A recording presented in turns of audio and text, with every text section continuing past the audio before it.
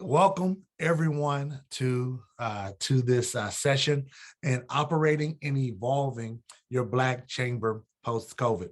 My name is Matt Houston. I'm not only vice chair of TAC, but I serve as conference host, and I am honored to introduce to you my president. He's the president of the organization that I am a supporter and a member of. I joke with people that I was born into the Dallas Black Chamber of Commerce, but it was because when my mom was in labor, my dad was at chamber meeting on a Thursday afternoon, evening, and so I definitely have the Dallas Black Chamber near and dear to my heart. And I'm excited that the president, Harrison L. Blair, will be presenting as he have done a lot of work in his 3 years as president, or he's in his third year as president. He's completed 2 years as a president and chief operating officer of the Dallas Black Chamber of Commerce. And I would like for him to discuss his presentation on operating and evolving your Black Chamber post-COVID. Now, before he comes on, please, if you have any questions, this is going to be an open forum. Please write them in your chat box. I'm pretty sure Harrison will have his rules, so I'll let him have it. But this is a time where we're all working together so we can build our chambers of commerce. Mr. Blair?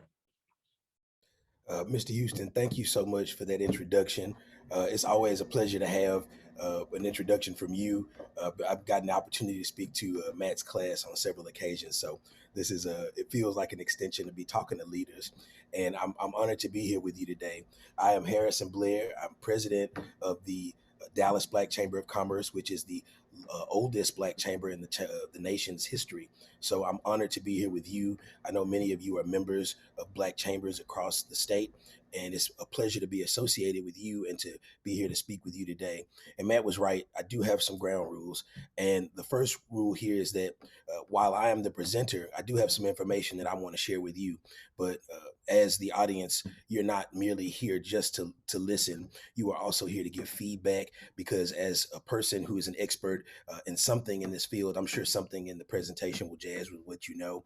And if you don't agree with it, I want you to let me know. If something on the list that we're talking about today doesn't square with you, or if it didn't make sense, then I want you to talk back to me, because the only way we're all going to learn from one another is if we're in conversation as this presentation goes on. So today, I want to talk about evolving your chamber as we come out of this pandemic, and we're in this ever-changing economy. And from there, I want to look at it from a very specific lens. And a lot of times, when we're talking about changing, what you're doing and how you operate, especially in the nonprofit sphere, and in a Black chamber lens, a lot of times, if I had $1 for every time I heard the phrase, "We need to run this thing like a business," I'd be a wealthy man. And when nonprofits come to us to talk about some of the help that they need, or some of the things that they're working on that are consistently issues for them, what we find is that what they bring to us is probably not the actual issue that they're dealing with. It usually has to do with their board leadership. So why am I talking to you about nonprofit leadership and nonprofit boards in a session that's titled, changing the way your Black chamber operates post-COVID? Well, for one, there are nonprofit leaders among us. If you are a chamber leader, firstly, by a show of hands or in the comments or in the chat box, could you let me know, do we have any nonprofit leaders among us, or any folks who are associated with the Black chamber, whether it is a chairperson, a staff leader like myself, or are there any chairs or chair people on this call? And I'll give a moment for the chat feature so I can just get a sense of who we're talking to today. Okay, we're getting a few responses here. Let's see. Chairman of the Women's Division of Fort Worth Black Chamber. Pleasure to have you. Chairman, CEO of Acres Home Chamber of Commerce. Shout out to Acres Home. I think I've been passing by parts of the community, Mr. Muhammad, so good to have you here. Ms. Hall, good to have you here as well. So this is good. So I'm going to be leaning on you guys as we move through this presentation, just to get your feedback on it, because we present this to quite a few nonprofits. And a lot of the knowledge that I'm going to share with you today, and I see Prairie View's in here. That's my school. I'm stopping by Prairie View on my way back to Dallas, so shout out. A lot of what we learned that I'm going to share with you today, I got from nonprofits that we've been working with, or nonprofits that serve other businesses like we do, and I want to square that information with you today. So, the first thing we learned in 2020, really working with nonprofits, is that there were a lot of nonprofits, and somebody tapped the community in Dallas, in the South Dallas Fair Park area, and let them know that the chamber was a nonprofit. So at the top of 2020, just as everything was closing down, we got a ton of questions about operating a nonprofit and raising money, and we found out that just from this interaction, these key findings about nonprofit leadership and nonprofits across the nation. If you look at this stat right here, and I'll give this to Matt so he can send this to you. This is a clickable link, and it'll take you to the data. But nonprofits, if they were their own sector, would be the third largest chunk of employees in the nation. And you can see here just how many employees they have. And just to put the stat in mind in a way that you can kind of chew on, there are more nonprofit workers than there are manufacturing workers combined across the United States. And here are some other facts that we found out about the nonprofit sector just from the nonprofits we were working with and some of the studies that we were starting to get our hands on. 50% of nonprofits have less than 1 month of cash reserve. Know that, seen that. The chamber has definitely been in that position when I started, and now we're in much better straits, but we see a lot of nonprofits that are dealing with this now. 8% are technically insolvent with their liabilities exceeding their assets. Look, I don't know how real y'all want to get, but I can tell you, in my tenure in leadership in the very beginning, definitely been there. According to Forbes, 50% of all nonprofits are gone within 10 years of getting their 501c3. I've definitely seen our fair share of nonprofits in our communities across North Texas close their doors, and the pandemic was a catalyst for that. I know we lost some 41% of businesses, but the percentage was at least 8 to 10 points higher for nonprofits, just based on their budgets and their operating strategies. And the most telling stat on here didn't really have a number attached to it, and it's at the bottom, and that is that over half of all nonprofits are destined to fail in a few years because they don't have leadership and they don't have planning. So, what does this? What does all of this mean? One, nonprofits do a huge job in our community, and they stand in some major gaps, and they cover quite a bit of space that would be a social safety net that the government would typically provide. The nonprofits we worked with range from feeding and clothing the homeless to making sure they could take in teen parents and their babies and provide them with formula. So they're doing very important jobs. And if you are a chamber leader or you serve an organization that helps businesses, then you knew just how important what we did was even prior to the pandemic. Was all kind of data that talked about the weakness of businesses in our communities, and not because they didn't know how to operate or they weren't great business minds and leaders, but simply because in a lot of instances they didn't have the funding prior to the pandemic. So a lot of times, and I said this in the beginning, but I'll say it again. A lot of times when we're talking to nonprofits, they'll come to me and say, "Well, man, I just can't seem to get our board to raise money, or I can't seem to get people engaged, or I have a do nothing board." And a lot of times, I tell them, there's some things that your board may not be focusing on that they may not know to do. We talk through why nonprofit boards matter. And I always ask the question to the members and the boards we're working with. You tell me, you serve on this board or you lead this organization. Why do you have a nonprofit board?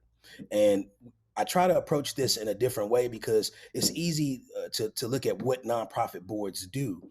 And there are so many books and so many good examples from writers and leaders like Kathy Trower or Mark Zini that talk about how these different boards and how these different levels of service are rendered. But why do they actually matter? And I'll give a moment for you all to just fill into the chat feature and let me know, you all serve in these organizations, your leaders, tell me to you, why do nonprofit boards matter? And I'll take a moment for the chat box to get a little action going there. I see some wheels churning there. And I'll see from Corey Hurd, many nonprofits in the Black community have a serious need for the strategic planning, which will lead to greater success. So strategic planning is something that's in there. Thank you, Corey. Any other thoughts before we move on? They should provide brain power and have resources that benefit the organization. Mr. Muhammad, that's a great response. I'll say this to say I have a list that I'm going to share with you, but I want to talk through why nonprofit boards really matter. But before we get there, let's take a look at why members and leaders oftentimes don't know why a board matters. The first reason, and I'll take a stab at myself as an executive director, president. A lot of times, executive directors have a very narrow focus of what a nonprofit board is supposed to do. If you are a staff leader and you haven't said aloud to yourself at least once, I have a do nothing board. They're not raising any money, man, but they're asking me for all these reports that will, lead to nothing. I need them to help me, fulfill my expertise. Then I take that first stab at myself because when I started, I came from the for-profit sector and I had no nonprofit experience outside of serving on a board. And even then, nobody really told me what a board leader should do or what my focus was. And now, as a staff leader, I've learned over this 3-year tenure that there's so much more that goes into leading a board than fundraising. Reason number 2, soft pedaling. When somebody came to me to sell me to become a board member at the Dallas Black Chamber of Commerce, they talked about how easy it would be. It's not a lot of work. We meet once a month. The finance committee has the budget. So, when they're reading the P&L, you don't have to worry about that. When they're talking about program impact, that's for the outreach committee and that group and the staff. You get to just come to this meeting. So, you can check your phone while it's going on. It won't be a lot of work and you'll make a great impact and people in the community will know who you are. So they soft pedaled me on the job to some degree. And I imagine that happens on a lot of boards that we serve on. Reason number 3, when you get to new board member orientation, nobody tells you that you have accepted a very serious job. And I tell board members all the time, this is not a fly-by-night job. We will be calling you. There may be a heart attack-inducing moment that we need your help for, or something that may wake you up out of your sleep. So basically, a lot of times board members don't have any idea that they have said yes to a very important job. So what exactly have board members said yes to? And this here is the top 10 list of responsibilities for nonprofit boards. And this is from Board Source. And I don't think you can get a more sourcey source than Board Source. But this is, for all intents and purposes, the top 10 list. And as we go through this list, if there's anything that you don't see here that you think needs to be a part of this, then I want you to square that with me now and let me know what you think in the comments. Or if you have something, raise your hand in the raise hand feature and talk back to me. But I'll go through this list here as is from 1 to 10. Number 1 of the board is to determine the mission and purpose. And this is really important when we think about how a board is situated in a nonprofit. One, a nonprofit board differs from a for-profit board because in a nonprofit board, the members are supposed to add an uncanny amount of horsepower to the organization. So leadership could look a little messy, but that's because you're supposed to have a lot of chefs in the kitchen really making things happen. It doesn't mean that the board runs the staff. That's what the staff leader is there for. But as we go through this list, you'll start to see how the relationship should gel, because it's different because the CEO or / president or leader of the organization from a staff perspective has to partner with the board. But not only do we have to partner, the board also has some oversight to what I do every day. So the first thing that says that a board leads and it does not follow is that the board determines the mission and purpose of the organization. Number 2, it is the board's job to select the chief executive. I got here because a committee that consisted of people like Matt Houston, our chairman, and our exec committee looked out into the world and said, who can do this very difficult job for us? Who can be the chief spokesperson for Black businesses? Who can be the chief advocate for Black businesses in this region at the oldest Black chamber? It was their job to imbue me with the rights and the responsibility to do this work. So they oversee some of what we do. And this leads perfectly into number 3, which is to support and evaluate the chief executive. And when we say support, that means make sure that they have what they need. Check in and see that they have all the resources they need. I had a board member who was asking me for a ton of reports, and they seemed like they were all going nowhere. And he had a very specific reason and a need for these reports as a board member. And he saw that it was taking me a good while to get all of these resources to him. And when we sat down and had a conversation, he discovered that I was having some time management issues, and not because I was not taking care of my business or not being a decent staff leader or making sure that the staff had all they needed, but he discovered and was surprised to find that I didn't have an executive assistant and that I had to travel. I had to talk to members. I had to spend time in programming, and I had to still be talking to other leaders across the city and the region and the country to really be effective. So he said, hey, can we get you an executive assistant for a year and we'll give you the runway to do this work? That was the support piece. And now the evaluating piece. A lot of chamber leaders and a lot of nonprofit leaders go for 3 and 4 years in their tenure and they never get any kind of evaluative process. There's no evaluation to give any feedback on how they're doing or to check to see if they're burnt out or to see if they've gotten all the resources required to actually do the job, a very difficult job that they're being asked to do. So number three is critically important because a lot of times board members and board leaders don't communicate well. And what you'll have is what I did in my early tenure, which is show up with programs and ideas neatly packaged and wrapped in a bow, not realizing that my board is not as engaged because I have not brought them an opportunity to engage. I brought it to them already done instead of bringing them a skeletal frame that we would both put the meat on and the organs in and really build this living, breathing thing. So that was a critical learning lesson is that, number three is important. You have to support and evaluate the chief executive. And I know some of you have been leading organizations for a good while and you may not have had any kind of evaluation and you're saying, man, hey, things are going quite well. But I guarantee you, if you allow the board to do its job of making sure that they are supporting and evaluating you, you may be surprised at the kind of feedback that you get and the kind of resources that start to come to your organization. Number four, ensure effective planning. I can't tell you how many times I've talked to organizations about what their strategy is going to be if their top employee gets hit by a bus. What happens if there's some kind of scandal? What happens if a pandemic arises and you got to figure out how to shift every part of your operation so that you can stay active and alive? So this is really critical. And a lot of times the board must be a part of the planning process and they're oftentimes not. And this is really critical as you start to think about what happened in the pandemic. There were, as we looked at the small businesses that we serve, we read a lot of reports and a lot of data about what happened. And as we go back, if I go back a few slides and just look at why a lot of nonprofits fail, it's because they lack the leadership and effective planning.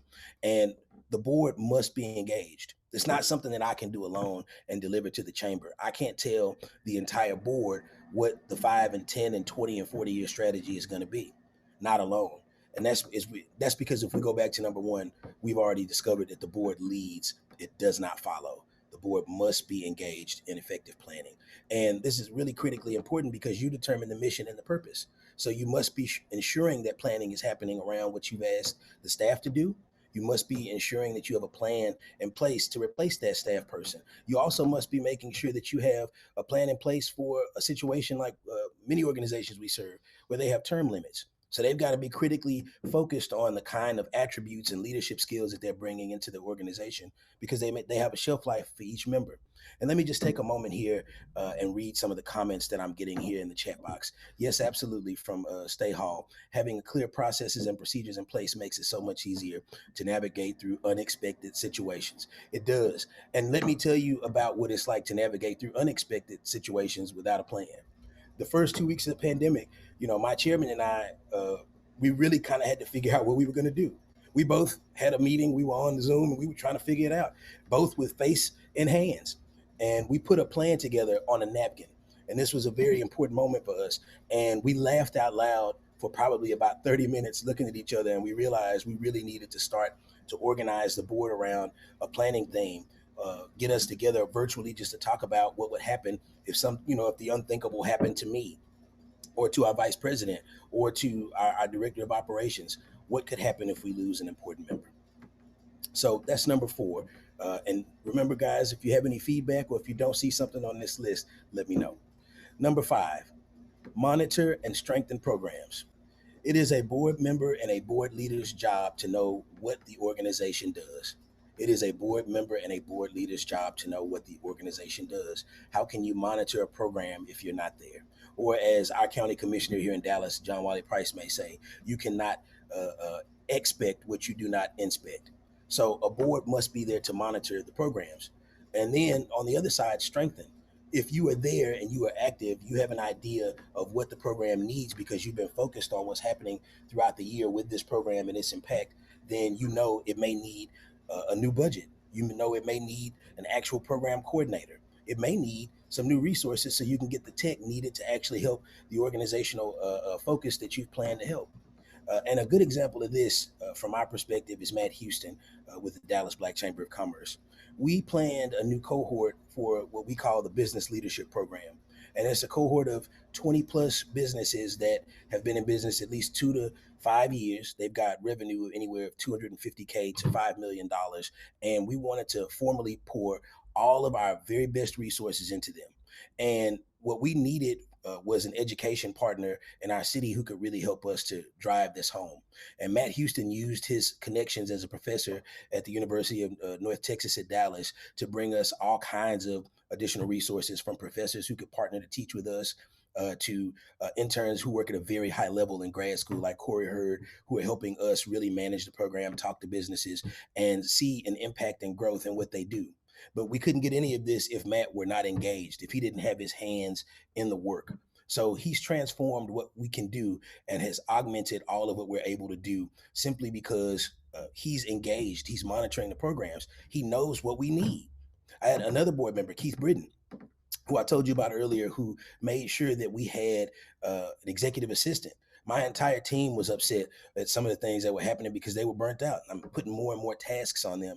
And Keith is seeing that something is going slowly on the end where he needed some assistance from us. So I told him what we needed from our not a wish list, and Keith made it happen for us. So this is what happens when board members are engaged, when other staff people are engaged in a way that says, I do care about what's happening and I see a need, so I'm going to help you strengthen the work you're doing.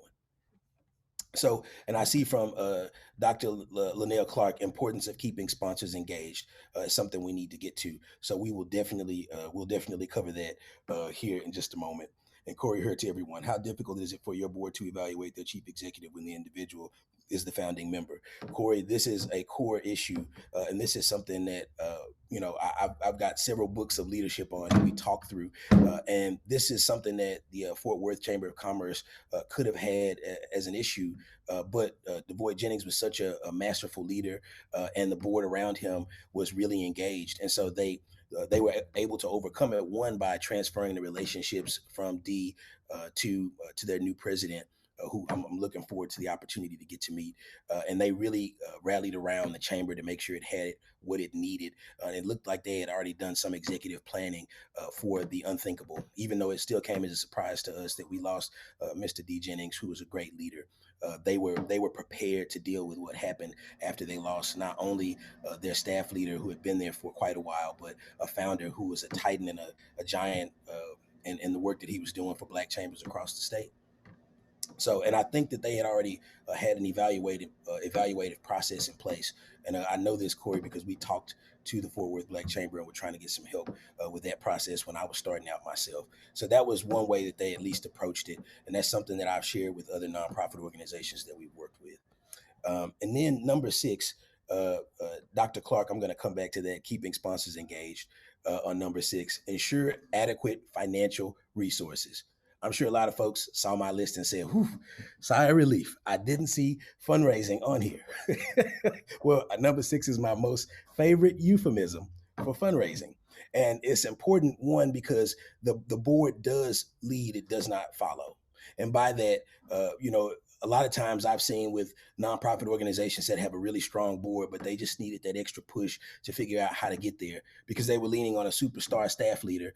We would talk about how they could actually fundraise. How do you engage with other nonprofits and other leaders across the space that could help you fundraise? And one of those is just by engaging with stories. And by that, I mean that if something great really happens here at the chamber through a program or a way that we are truly impacting our community that we serve, we really focus in on a story. And one of those stories for us was we had a nonprofit that reached out to us that was working with a very large nonprofit here in the city of Dallas, and their picture was used by this large nonprofit, but their name was not used. So the aggregate for them was that they didn't get any funding, and this particular small nonprofit called I'm trying to think of the name of her, Lullaby House. They actually serve teen parents, and they serve the father and the mother, and they take them in, trying to recognize that the way the current system is set doesn't always want the entire family together, or it won't support them. And she lost a contract from a well-known provider because the pandemic was causing all kind of havoc in people's logistical lines and trying to get products out. So she couldn't get the diapers and the formula that she would normally have. And one of our staff people reached out to this larger nonprofit and let them know what the mix-up had been. And in 24 hours, she had $10,000 for her nonprofit that she could split a million different ways to help these families that she served. And then from that, somebody else decided to match. So she got, double or triple what she would have gotten from the actual firm that she worked with to serve the communities that she served. We shared that story with the board member who brought this organization to us. And within a week, we had $100,000 in our door to give out. And these are important things to note, because if we start telling stories like this, and I share this with board members and board members at the store, and somebody walks up to Matt and says, "Hey man, I hear you at the Dallas Black Chamber of Commerce. What are you guys focused on?" And he tells a short story about how we raised $10,000 and how it was multiplied many times over for this nonprofit, and it allowed us to do more good in the community. Whoever Matt is talking to just inched a little bit closer to our organization. Now they want to know how they can get engaged a little bit more, because we'll talk more about some of the benefits of nonprofit leadership as we move on. But number 6 is perfect. Perfect euphemism for funding the organization and raising dollars, because it finds a way to not scare the crap out of folks that you're talking to about fundraising. And at the chamber, we do a lot of storytelling, and with some board members in a select group who do a lot of the funding with us, we share stories. We give feedback to one another. If the story you're telling is trash, we're like, "Hey man, you got to stop that, and I need you to add this part back in.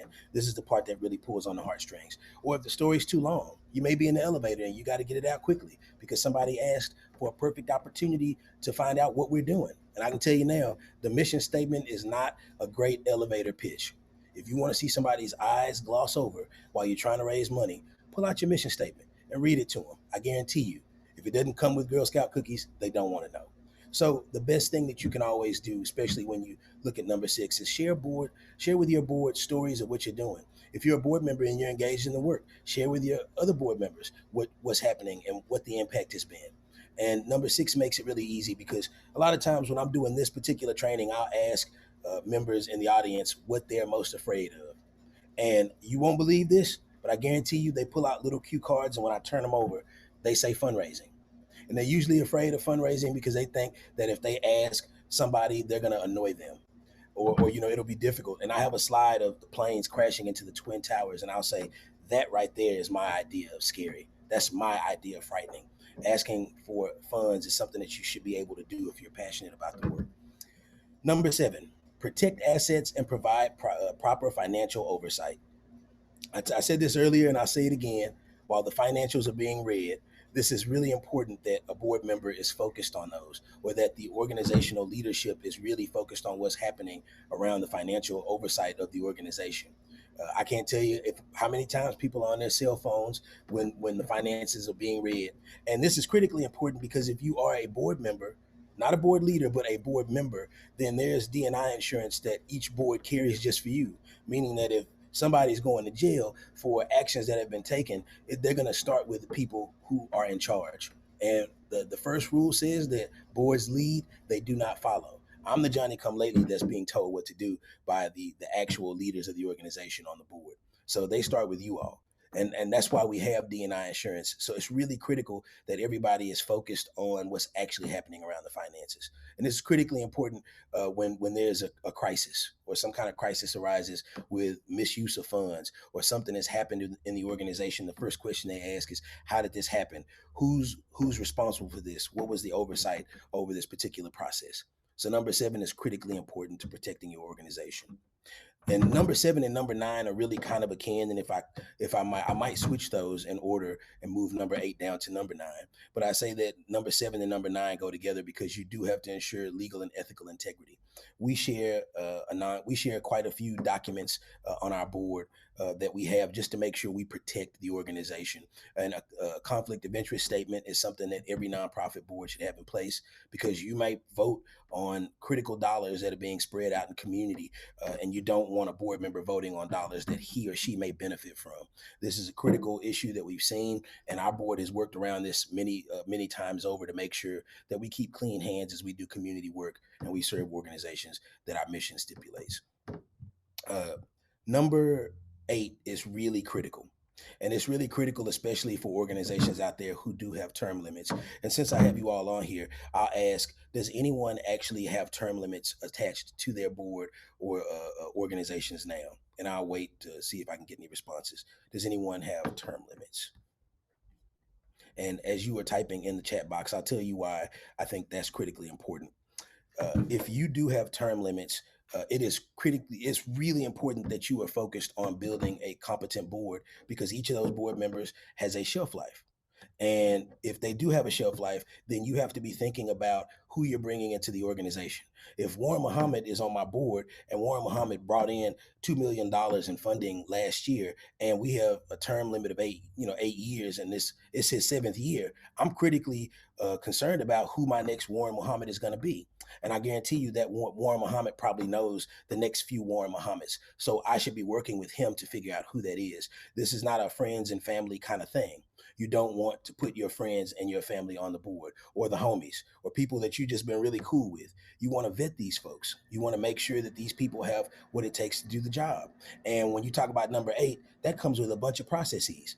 I couldn't just get on the Dallas Black Chamber of Commerce's board. And the guy who's my namesake, who my parents name me after, says all the time, I could not get on the Black Chamber board for at least a decade. It took me a decade to get on the board, and it took me even longer to become the chairman of the board, which were some goals that he had. And it took a lot of work because we interview. We don't care if you've been on the board for 20 years. I don't care if you've been on the board for 2 minutes. We want to interview you. If you're going to go from the board to a leadership position, we interview you again, because it's critically important for you to know, one, that this is a job. And any job that you're hiring for or being hired for, you should hope to be interviewed, because then you get an opportunity to ask what's in it, what kind of work you're going to be doing and what's expected of you. And then you get a chance to decide if this is the kind of work you want to do. Because again, this is not fly by night. And if you are on the board, you lead, you do not follow. And then perhaps number 10 is much more important than people give it credit for. We've lightly touched on it, but you are, as a board leader, the number one ambassador for the organization.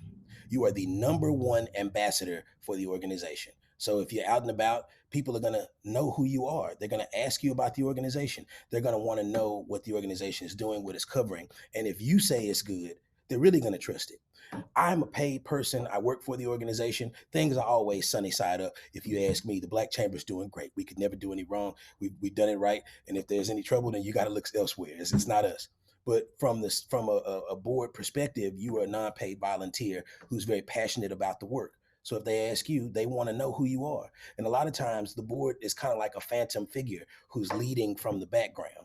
So people really have a thirst to know who our board members are, where they serve, and they do quite a bit of speaking and leading out in the community. So it's really important for you to know that you are the number one enhancer of the organization's public standing. And then Mr. Muhammad says, who conducts your prospective board interviews? So the executive committee of our board typically conducts those. And from time to time, they also may ask me as a staff leader to come in and talk to the board members. And they're wildly clear about the fact that the board will make the decision. But it's critically important for me to get the opportunity to meet any new board members, because they'll be working with me. They're essentially adding a new boss to the plate. So I need to get a sense of who they are. They need to get a sense of who I am. And it's always good to ask them a couple of questions. A few questions that I always ask when I sit down with board members is, one, what do you want your first year tenure to look like? Tells you a ton of information about who this person is, what some of their goals are. I also ask them what they understand the mission to be. Another critically important thing, if you have 26 board members, you'd be surprised you may get 26 different answers on a mission statement that's well written. That may lead you down the path to think, maybe we need to go back to number 1 and redetermine what the mission and purpose is. So things like that. And then, of course, when you think about board interviews, my final questions are, in 5 years, what do you want the organization you serve to look like? And what do you want the communities that you're trying to impact to look like? Another really important and telling piece of information about how the board is going to grow and how it moves. And shout out to Prairie View. I see y'all have 2-year terms for board leaders in Prairie View. And Corey said, what role do board members' expertise play in charitable organizations giving? They play a huge role. If a board member brings a relationship to the chamber and you have a very capable staff leader, then you've got a team that can't be stopped. And Matt has brought a lot of developers, a lot of big names through the chamber who have really worked well with us because he's really passionate about the mission. The man was literally born in the Black Chamber. And we actually had a bus tour with another chamber that we partner with here in Dallas, and they stopped by and they wanted to know more.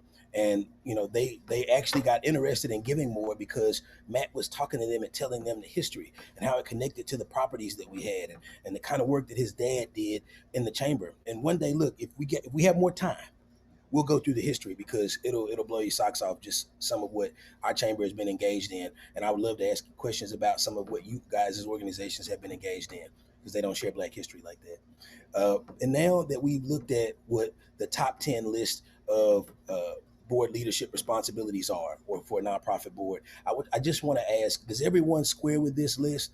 Does it seem like there's something we left out? Is there something that you deal with on a daily basis that you don't see here as a nonprofit leader in any capacity? So thank you, Mr. Muhammad. You said it looks like it all squares. He said it's all there. We're good to go. Excellent information. Yeah, yes, sir. I think one of the things that we can add to that list, if one thing that COVID-19 has all taught us is that we have to have flexibility, especially as far as our mission and mission statement goes and strategic planning. At the height of the pandemic, we, especially in Black communities, we saw so many of our nonprofit organizations scrambling, finding financial resources and new pathways into giving. So yeah, I think we definitely have to get to a point where we add more flexibility, especially to our mission statement, to prepare for these kind of calamities. Corey, I really appreciate that. And I'm really appreciative because I've done this presentation at least 100 times. And I guarantee you, anytime I ask, nobody's ever said, hey, I think you need to add this. Everybody says, hey, it's a good list. And there's nothing wrong with that. I think it's a great list too. But flexibility is something that one must consider in an ever-changing environment. One day we're up, the next day they're shutting things down, or they're just threatening to. And you can definitely say that just by them saying they may want to shut it down or they may want to close down again, that impacts the market because it's all based on speculation in some capacity. So flexibility is definitely something to consider. And I'm going to update this list, Corey. I really appreciate that. Thank you. So now that we've looked at what a board is supposed to do and how it really moves the organization forward, let's look at some major drivers of dysfunction. There are 4 major drivers of dysfunction that I encounter every day. And I've listed them here because I want to talk through them. This is my axe to grind. This is a chip on my shoulder. These are the things that I see from the many nonprofits we serve.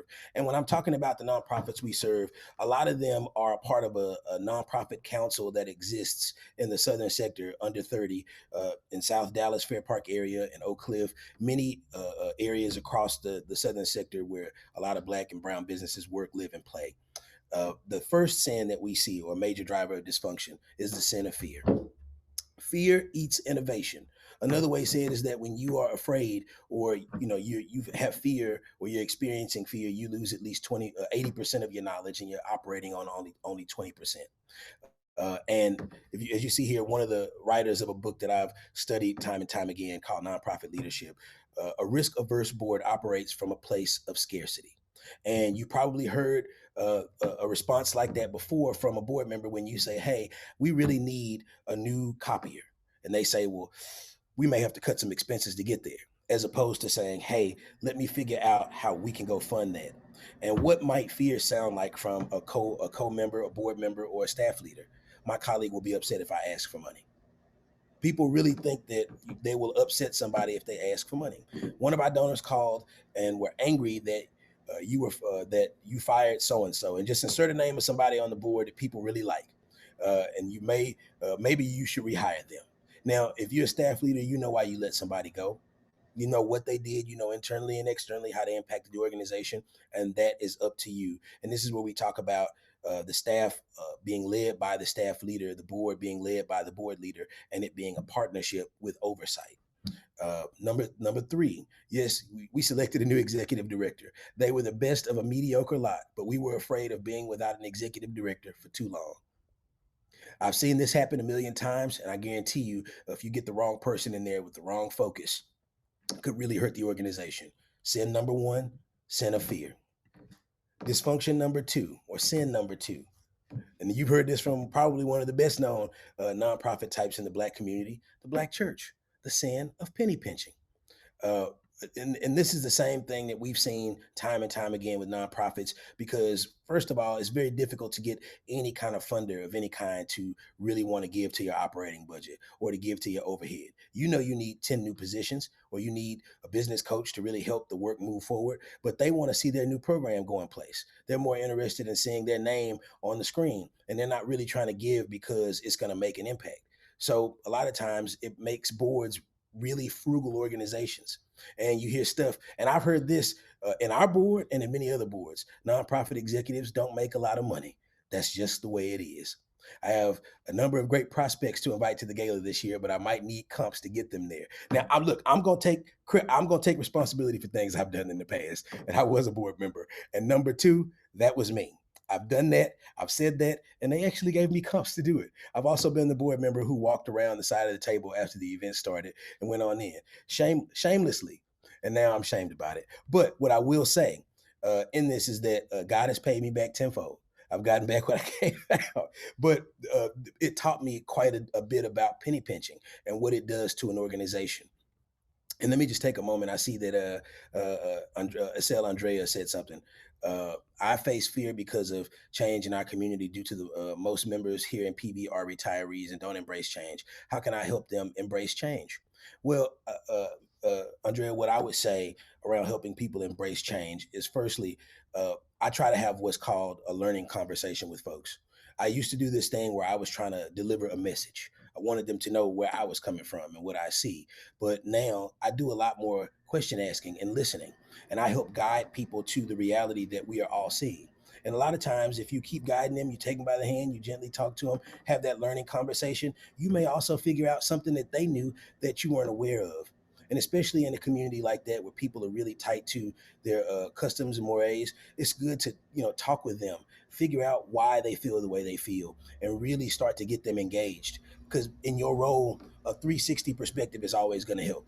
The other thing that I've learned, that we'll talk about later in this talk, is some things that I've learned from the nonprofit sector that if I could go back to for-profit, I would take with me. And I think it'll serve you well as we get there. But I call it leadership in the round.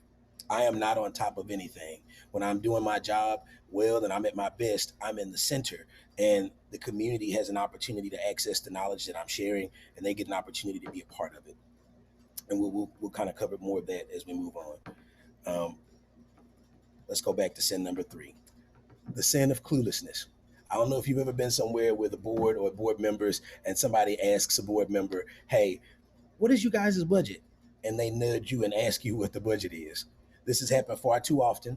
And that's because people are not paying attention to what the organization is doing, how the organization is doing. They're probably focused on the wrong things in the organization. And it's probably the person that's asking for a bunch of reports that aren't going anywhere. But all to say, this is something that actually happens quite a bit. And cluelessness, it could be the reason that your board is being kept back. Number 4, the worst sin of all. And this is definitely one that you see when people are there in the organization for the wrong reason. And that is the abuse of power. And this is such a terrible sin because a lot of times it can happen simply because a CEO or a chair is flying the organization at the wrong height, the wrong altitude. They're not there for big meetings. I've been to functions where they're honoring the board and the chairperson is not there. Major problem. And it's not only because that person is not there, but I guarantee you it tells you a lot about what they know and don't know about the organization. And they're probably checked into the other 3 sins.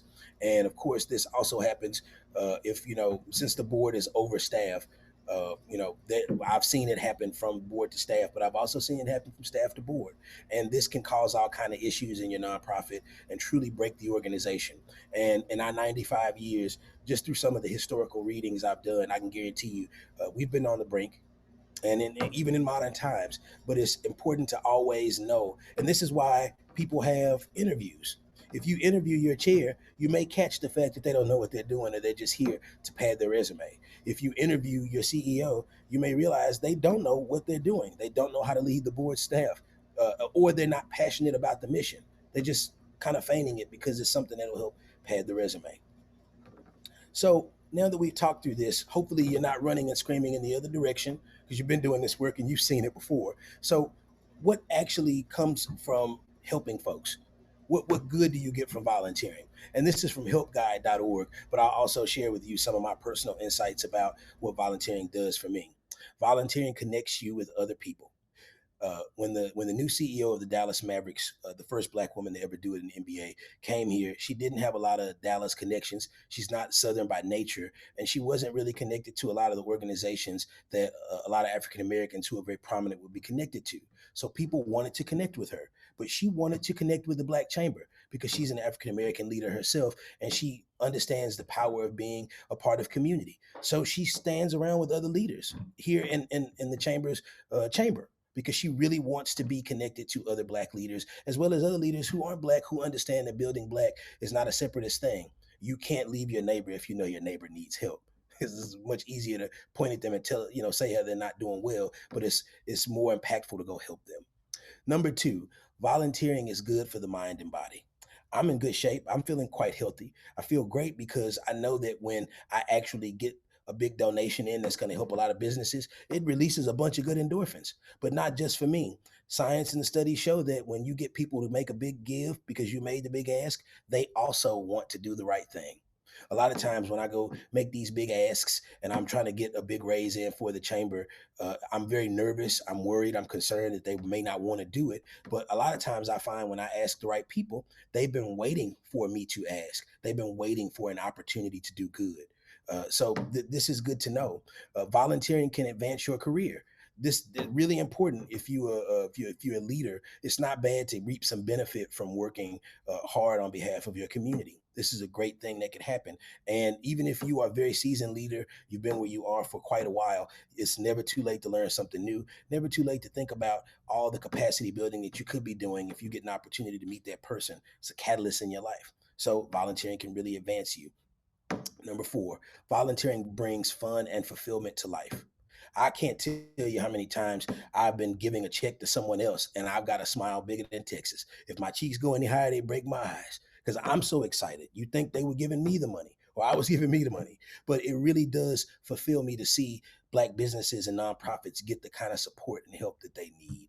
It's a blessing to be able to do this work, to be able to focus on the Black community, knowing what it needs from an economic, socioeconomic lens. I feel blessed to be able to take care of my wife and my family doing this kind of work. It's fulfilling. So before you go running and screaming in the other direction, something good to know. And if you are a business leader and you want to know what can I use from nonprofit land that would really help me in my business every day? Well, the first thing to note is, and I kind of touched on this with Miss Andrea, is that I am in the middle. I don't lead anything. I'm not on top of anything from the perspective of a boss telling people what to do, but rather I'm 360. If and this has happened before, if there's a conversation about money we should or shouldn't take from a particular donor because that person is bad to Black businesses and they don't have practices that support Black people, it's my job to put myself in the middle and take the heat from both sides. You should take the money or you shouldn't take the money and hear the reasons why. And that's because everybody in the community should have access to what we are discussing because it is on their behalf. Even if they don't pay a due, I represent Black businesses. I represent Black nonprofits. And I'm going to always give them a seat at the table to at least hear what they have to say, leave room for them to make comments, tell us what's happening. I also keep an open door policy. It is really important to start with, keeping space for my team to come in and talk with me about anything. And some people want to keep a little trepidation with their team. I understand that, but the open door policy has helped me learn a lot more than not. And I'll never forget. I was at an event with one of the astronauts who landed on the moon, and I was running up to get my book signed. And as I got up to him, I said, "Hey, you're on the moon, you're nervous, and you hear Houston. We have a problem. What goes through your mind?" And he says, "Man, I was hoping that they were having the greatest staff meeting in human history, because if somebody doesn't speak up, I'm not gonna make it home." That gave me chills. And that's what helped me to open up the floor to the team and really figure out what they were trying to figure out and how I could help them get to that next level. And, I don't quote Simon Sinek often, but I thought his book was pretty good. And he says you have to start with why. And if for-profit corporations started hiring employees and asking them why they want to be there, what it does for their business, and how it helps them, and what it's going to do for them personally. They may start to get people who are more connected to the mission of the work, or focusing on the purpose or outcomes that they're trying to receive, and people who enjoy the actual process of the work. Very important things to really focus in on. And I got this from Joan Gary, whose book has really served as a Bible for me, the nonprofit leadership, and that is Managing in 3D. And what she's saying is be three-dimensional. As a nonprofit leader, when I'm talking to other nonprofits and I'm talking to their staffs, the first thing I can get a sense of is how well they're doing based on how well they know their people. If you know your staff person, you don't know their spouse or their significant other, you don't know the names of their children, you don't know how many pets they have, then you're not probably starting with them as a human. You probably treat them like an employee. And that's what for-profit does to us. It treats you like you're not a person. It doesn't ask you to bring all of you into work. Now, you can't bring everything, obviously, but managing in 3D helps you to really get people comfortable enough to come to you and tell you what's really going on, get them into building quality relationships with you. And I try to always lead with empathy and passion, especially in this pandemic. It's just difficult to approach normal issues like you would regularly without coming with some kind of empathy, and really trying to listen to what people are going through. And then, of course, Daniel Pink in his book Drive says that there are three basic reasons that people come to work every day, and he was very clear to say that money is not one of them. The first is autonomy, having the freedom to go and do what you say you love to do. Number two is mastery. You really want to be good at it. Number three is purpose, knowing why you're doing it. Or as Pastor Carter in Dallas may say, living a purpose-driven life and not a perks-driven life. But Joan adds a fourth reason, and that is voice. Every time I'm working with my team, the thing that I had to learn to be comfortable managing is passion. In for-profit sector, you're there because you're trying to make that buck. You want to make money. It's about growing the shareholders, margins for them. But here in nonprofit land, it's about having a voice. A lot of the team members who work here have a lot to say about what's happening to Black people in this country. They have a lot to say about what's happening with Black businesses. And when they see what happens with Black banks or with banks that don't fund Black businesses, they have a lot to say.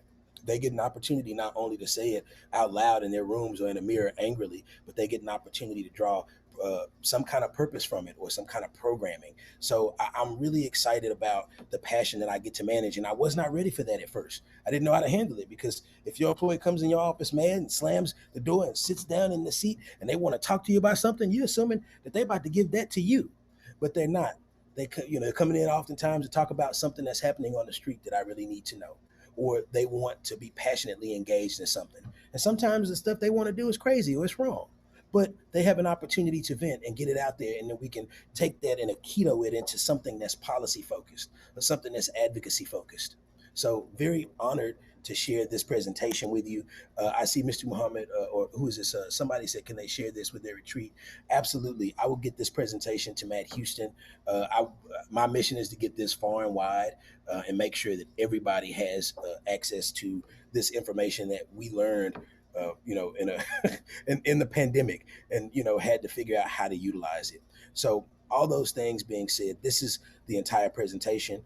I appreciate you, and now I'd like to take any feedback from you based on what you've heard. All right. Hearing that there is none, I appreciate the opportunity to present. Again, I'm Harrison Blair with the Dallas Black Chamber of Commerce. I wouldn't say I'm not going to say I'm not an expert, but I will say that we learned this the hard way. We ran through a lot of walls to figure this out. So I'd love to share with you, and I look forward to meeting with you as leaders and learning what I can get from your chambers that would help us here in this market. So thank you so much for allowing me to share, and thank you to TAC and all of the work they're doing across the state that allows chambers like us to thrive.